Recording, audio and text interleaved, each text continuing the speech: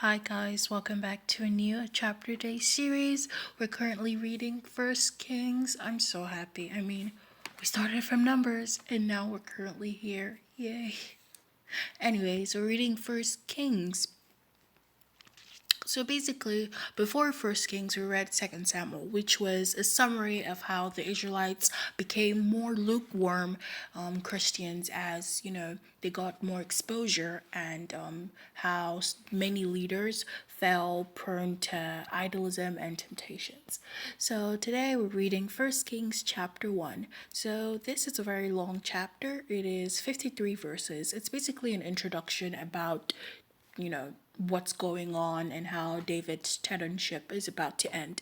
So David is still depressed. He's at his ending point, with everything happening from Saul trying to kill him to Saul and Jonathan dying, to his son Absalom trying to kill him, and Absalom dies, and his other son Amon dies, to his sin with Bathsheba and killing Uriah, and everything's just so much. I feel pity for David because he got overwhelmed in a sense, but God still,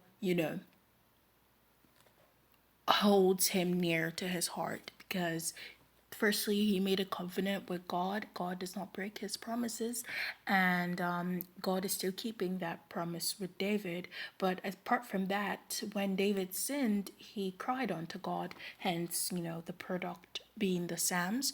He cried unto God and asked God for mercies because he was a mess, which is perfectly fine to do. So, yeah, David is about to die. He's at his lowest point, and a new king was needed. But Abion wanted to be king because, he's just wanting to be king because back then in the Israelites time period, when a king dies, the successor is supposed to be, the next of kin, which is your son. But everything's a mess now. No one really knows what to do because everyone is forgetting about God and just focusing on the leadership, which is really ironical though.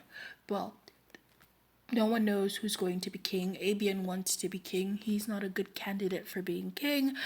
Ideally, Solomon, the son of David from Bathsheba's entanglement, is supposed to be king, but everyone's like, no, it was a sin, it was out of wedlock, it was not right. Solomon is not supposed to rule since, ideally he's seen as not being a child. I really don't get why they had that assumption, but yeah, that's basically where we stand in this chapter. I don't have a memory verse today because I really did plan a memory verse for this chapter. But that's all for today, and please accept God as your personal Lord and Savior and trust him in all that you do, and have faith, and do not worry about whatever situation you have.